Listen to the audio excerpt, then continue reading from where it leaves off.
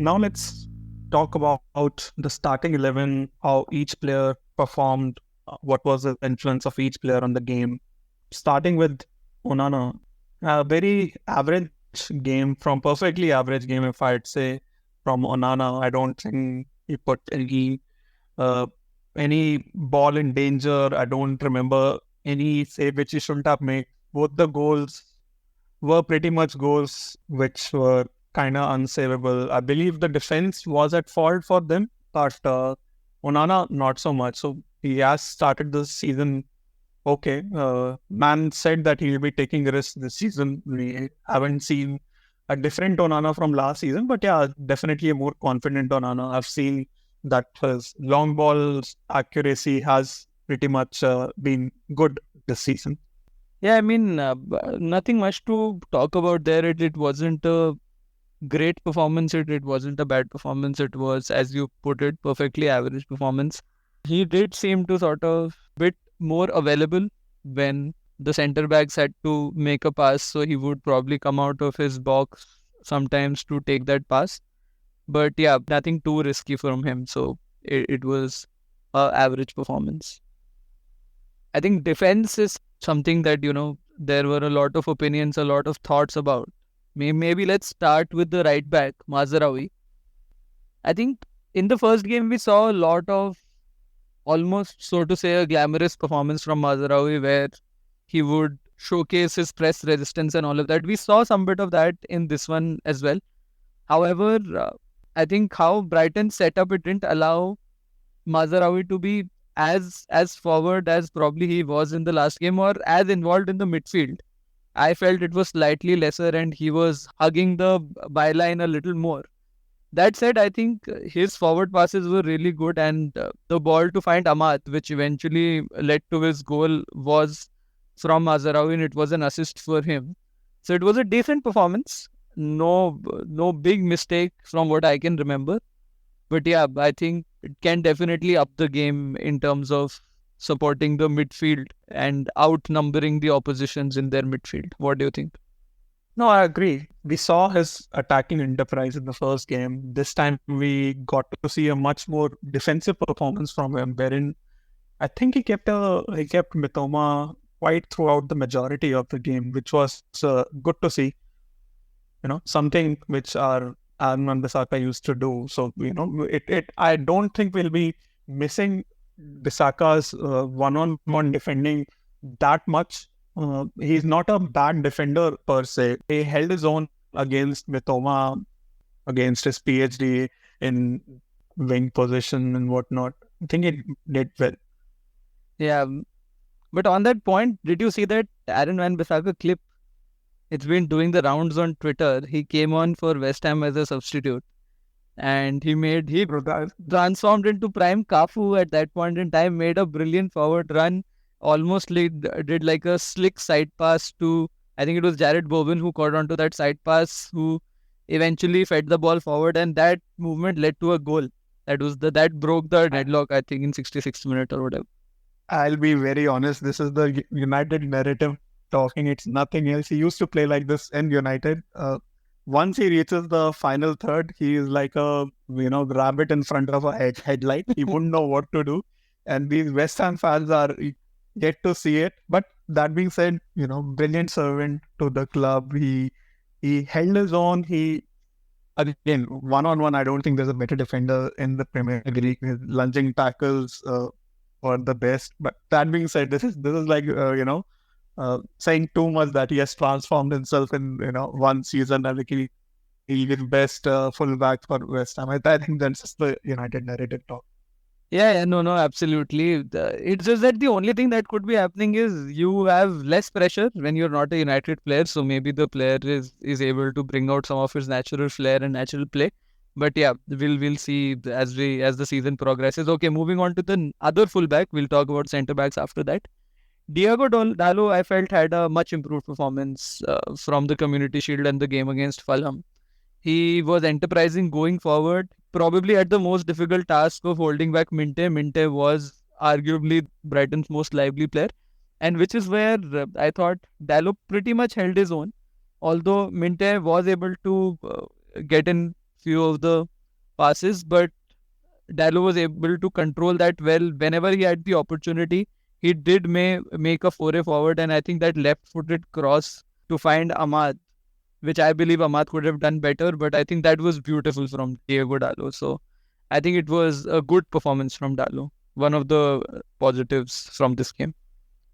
Yeah, decent performance from Dallo, and it was the moment for the match for me. That cross, like it has been way too long since I've seen those crosses. This reminded me of the times of Antonio Valencia when he just forayed down the right wing, and just he made one of those crosses. It begged to be put in the back of the net. I believe Diallo had his work cut out to finish it, but it was a difficult ball to control and put it in, like, first time. Certain Van Persie would have done it, but yeah, and I wouldn't ask too much of Diallo, but that brilliant cross nevertheless. Moving on to center defense, so this is where I believe our major problems still lie. I would start with Licha, even though the dog is there in Licha, but I believe the game intelligence is a bit lacking. I think it is a lack of freshness. I believe Licha could have done better for the second goal. The positioning, when we are going forward, there is no one, and when the other team is pressing, there's no one better than Licha at the game. That being said, his positioning could have been better for the goals. Yeah, I mean, for that second goal, especially, it almost felt like everybody just got attracted towards the ball and they lost their respective markers, or I don't know what it was. It was probably them feeling that, okay, we'll break down this attack and have a chance to probably score the winner ourselves, which is where we saw Casemiro step into the midfield. We saw Garnacho make almost like a small run towards the other half, and we just left the far post completely empty. And if you remember, it almost felt like Dallo forgot that he's the left back in that game, and he was in the same position as Mazraoui was, trying to attack Adingra and ensuring that he doesn't have the width to cross the ball. Both of them were unsuccessful towards that. And yeah, even Martinez, I felt, was out of position for that one. And I think his general impact on the game was relatively lesser on this one, although he was involved in making a lot of passes, but all of them were pretty inconsequential. He was controlling the pace of the game to a certain extent, but you would expect more of Licha. The kind of standards that he has set in the past, you would expect more of him. What I remember of the goal is Pedro having enough time to raise his hand, ask for the Correct. ball, Adingra crossing in the ball, and him having acres of space. I mean, all our defenders were left ball watching. You either defend man to man or you either defend a zonal. We were doing neither of those things. That's just basic schoolboy defending, I'd say. You cannot, being a defender in the Premier League, you cannot have moments of concentration lapses. That is just a non-acceptable position to be. That to be for a centre back for United.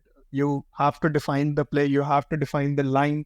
You have to be switched on for 90 minutes. We cannot come again through in the season and say we had a lapse of concentration, that we were good in spots of time during the game. We have to be switched on 90 minutes of the game. That is what will lead to more wins. This was in my head, this was a very avoidable defeat, and I'd put a lot of the blame on the defense for that. Yeah, but I think in the same thought process, we can also discuss Harry Maguire, right? For the first goal, when I think it was Pedro only who crosses the ball in, and Harry Maguire, either he assumes another United player will get it or it will go out of play, but that ball eventually lands up at Mitoma's feet, who was uninvolved in the game till then, and he just gets that one opportunity to make a killer pass, and Welbeck is there to just tap it home in. So I think Maguire should have dealt that particular ball better. Rest of the game, I think Maguire was still okay. Apart from that, it wasn't that bad a performance from him. But yeah, I think for the second goal, the entire defense or the consolidated way the team had to defend, including the midfielders and some of the attackers in a situation like that, I think just lost control. And at least I don't know if you had a similar feeling. I could see that coming. Within the last 2-3 minutes, Enciso almost had a shot from the long range which went just over the bar. and they were knocking at the door. I just felt like something like that would happen, and that is not expected of a United team. I mean, this team can't reach top four if something like this continues. So I think that entire team has to defend better together, and especially the defense has to take responsibility for this. We'll be doing predictions for the starting 11, but who starts for you in the Liverpool game? Would you like Maguire to continue in the Liverpool game, or would you like De Ligt to have a crack at it? To be honest, I'm still not convinced if De Ligt is fully up to pace. Whatever little I saw, I remember him making one good tackle, but apart from that, I'm not sure if he's up to the pace of the game. But based on the facts that we have in front of us, maybe I would start De Ligt. Probably it improves our overall style of play slightly. I believe so too. I believe we have had we've seen enough of immobility from United, and we have brought De Ligt as a cover for Maguire. We have given 15 minutes each in both the first games of United. Now I think it is time for De Ligt to have a start and us to find out what is made. Yeah. Okay. Moving on to midfield. I think a pretty standard game from Menu. Nothing too bright. Nothing. I didn't put any foot wrong. That being said, I do feel like we discussed, he has been making up for Casemiro's non-mobility. I do believe once we have a more mobile number 6, we will see a more enterprising Kobe Menu. What do you think? I agree, and I think something that was very exciting was he continues to make some of these dribbles in the game, which almost seems like the other players cannot take the ball off him. So at least he tries that, and I was going through the stats. He had the most dribbles in the game as well. He tries to make those runs where he can get past a couple of players. So he definitely has that attacking flair in him. And as you're right, it sort of gets bogged down by the fact that he has to compensate for Casemiro's mobility.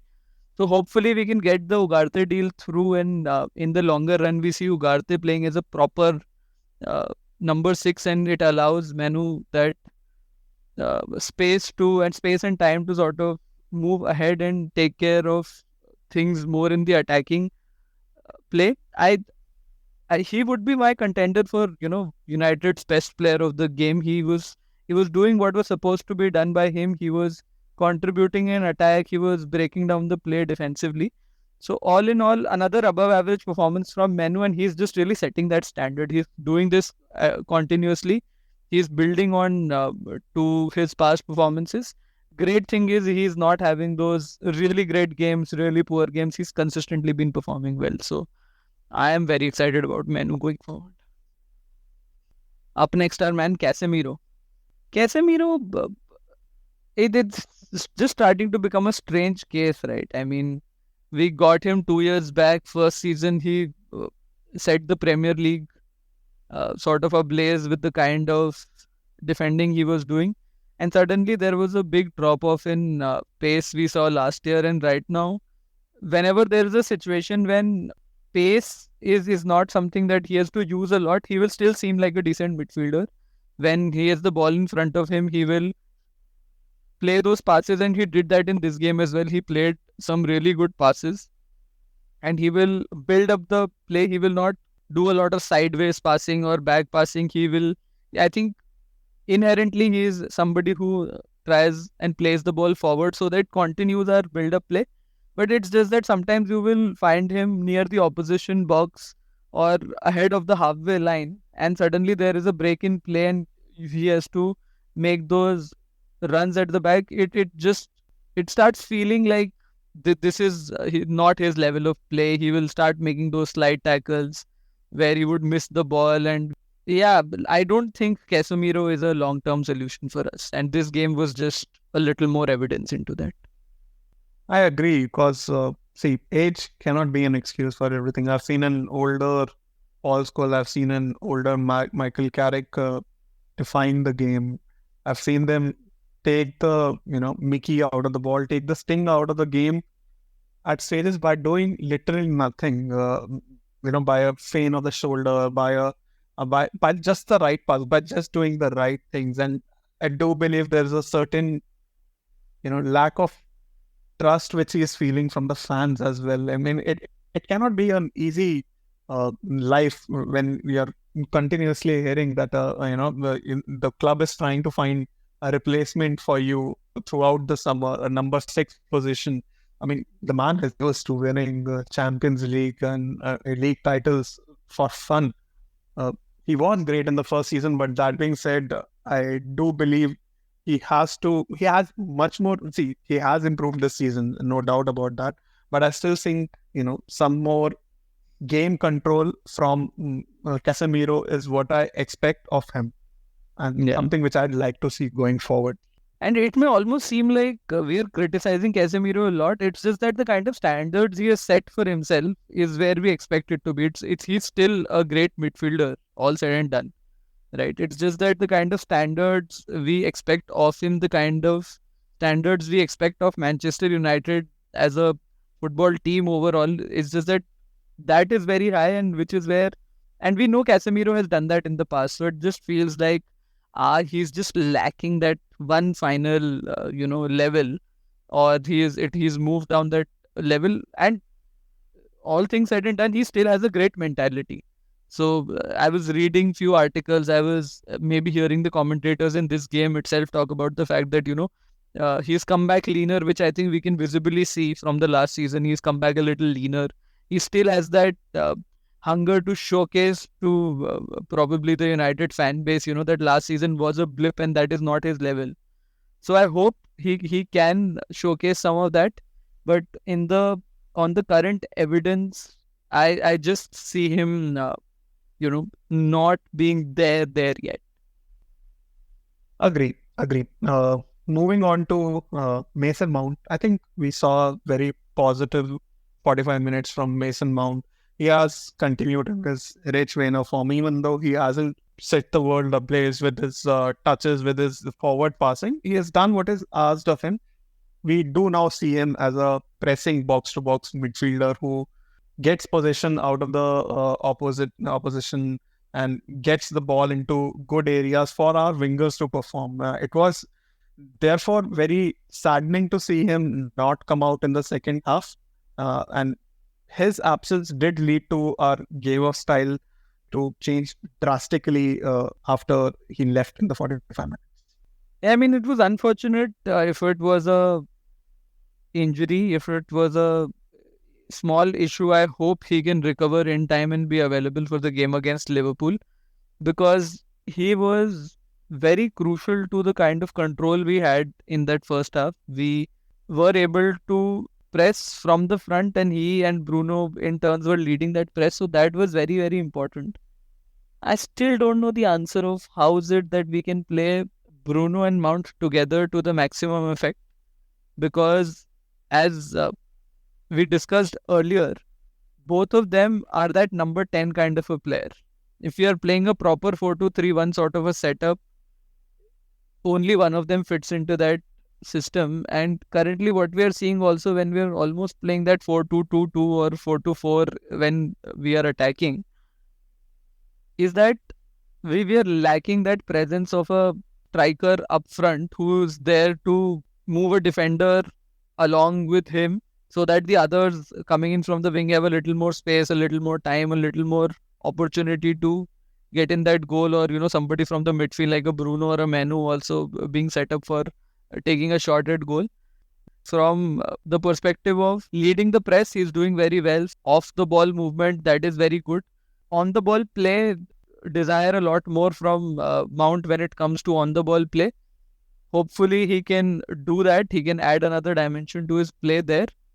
But all said and done, he had a decent game, but if we have to play Zirkzee up front, he might have to be sacrificed from the starting 11 next game. Sure, I agree.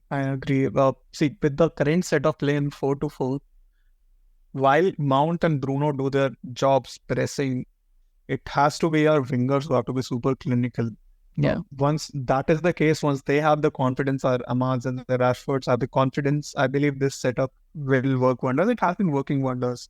we have created more chances than we saw last year. This is the set of patterns of play which we talk about. Bruno and Mount both did take turns pressing the ball.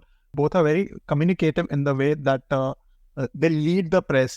They are not the only ones pressing. They do lead the press along with Rashford and Ahmad. They do call out the wingers and the defenders. So they are someone who are setting up the front line as well.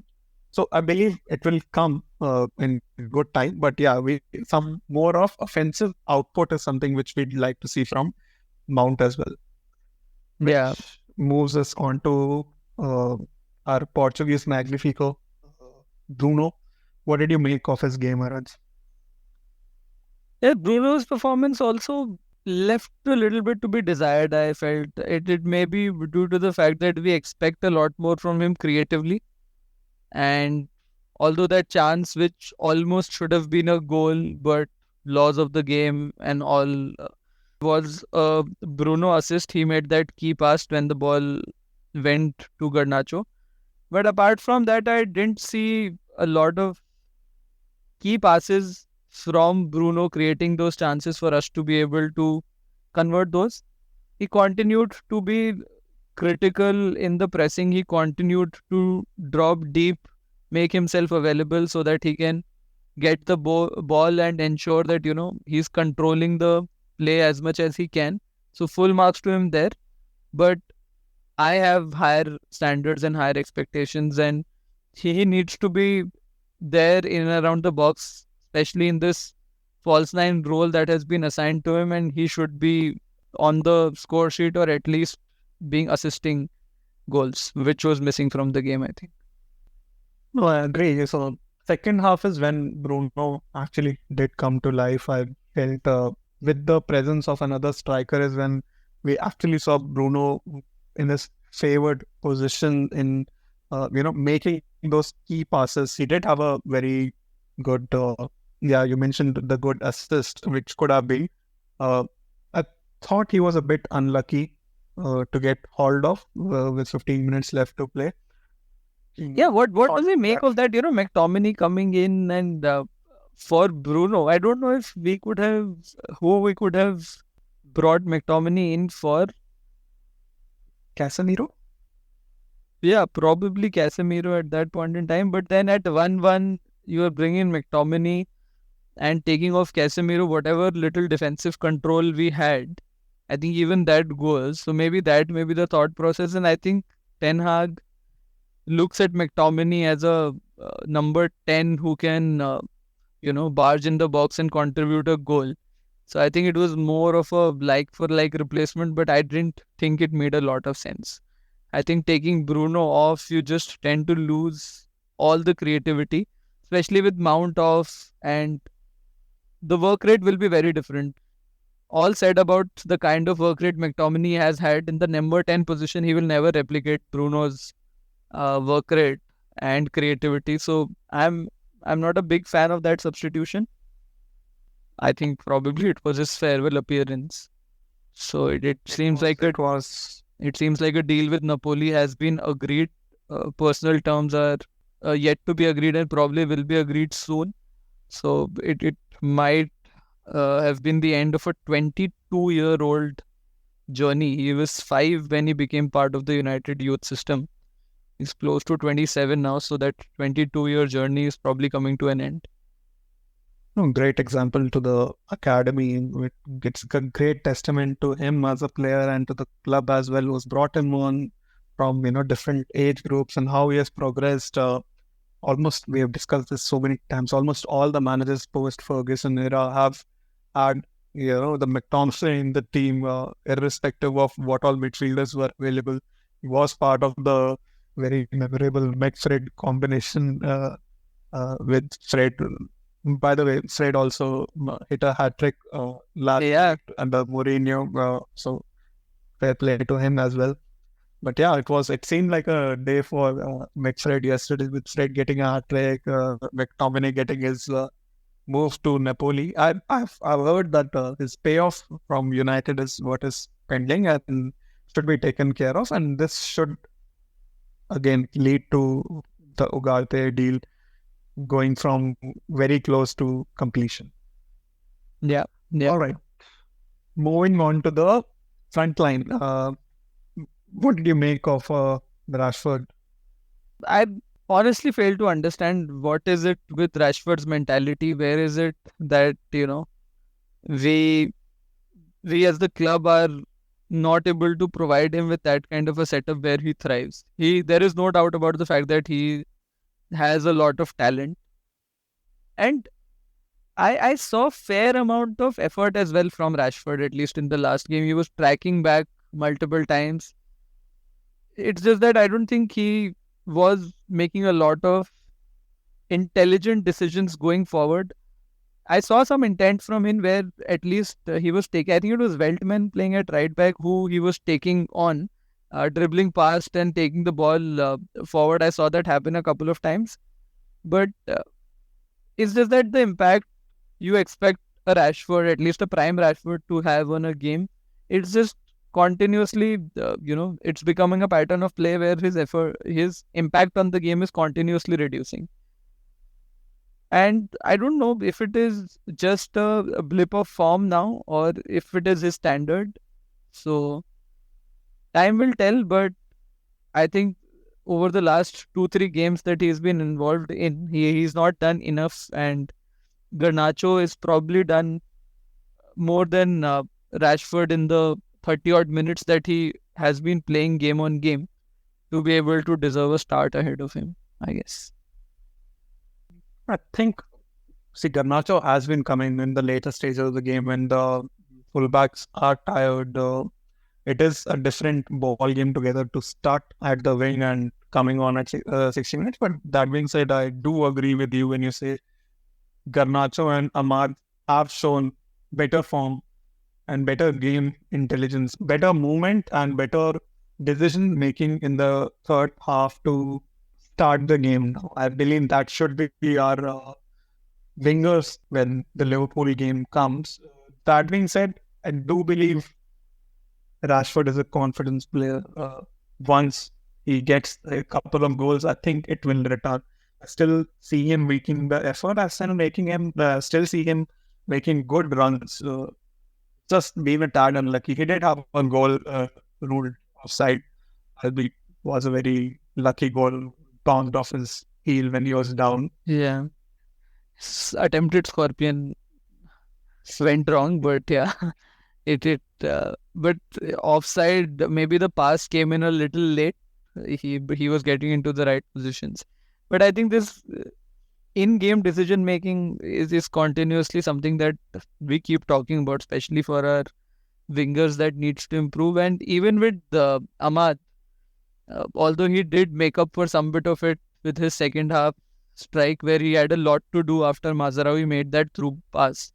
He had to cover a fair distance and then he cut into his left and had a shot on target which deflected in. But in the first half at least, Ahmad's in-game decision making was poor. And even that Dalu cross, I think instead of, trying to attempt it first time with his left foot, could have tried something different. I don't think he was under pressure from the opposition at that point in time. So yeah, even if we take Ahmad's goal aside, it was a poor performance from him. But then I think in the larger scheme of things, it balances out to be an average performance. I agree. I think it should be Garnacho and Ahmad starting on the wing for us against Liverpool. But I think can't say. But Ten Hag definitely sees something in Rashford, probably sees a player who can turn the game on its head at any given point in time, and that is why continues to persist with him in order to give him that confidence maybe. Ten Hag has seen us 30 goals last season. He believes he can bring that back. He has seen the players. He has seen, maybe he sees that in the training days as well. That is why he continues to start. Joshua Zirkzee came on in the second half, made a couple of good moves. I felt, this was a game that he could have started, which would have led to a style of play being a bit more consistent with a striker. First half was begging for a striker, but he couldn't make the positive change which he made in the first game. He had In fact, he was at the end of a very unfortunate shot by Garnacho. But other than that, nothing of note from Xerxes, no major involvement in the game. What did you think? Yeah, I mean, he had more time this time around, 45 minutes, but I didn't see a lot of involvement from him. He continues to sort of free roll, be available for, in different phases of play. He's available at different positions, sometimes does contribute a lot in defense as well. But all in all, nothing of major consequence sort of played out through Xerxes, except for the goal that we missed out on. What about the other substitutes?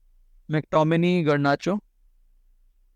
Garnacho, I felt, was and has been our best attacking player going forward. He's the one who has been the most clinical of all things. He makes good runs, somehow has a knack of picking a good pass, somehow has a knack of getting into the right spaces as well, and has done enough to start the next game, in my opinion.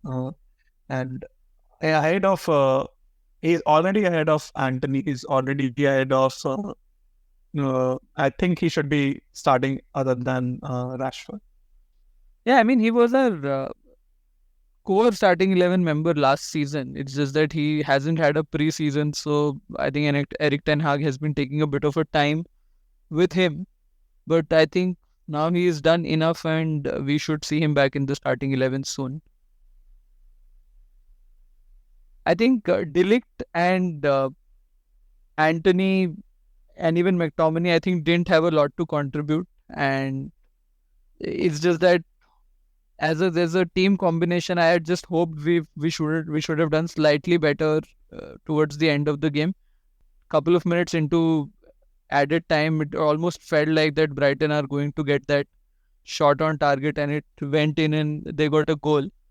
So yeah, lot needs to improve there. All right. So going forward, I feel we talked about this in detail today. Going forward, I'd like to see much better game intelligence and game management from our players. So we cannot be conceding these silly goals.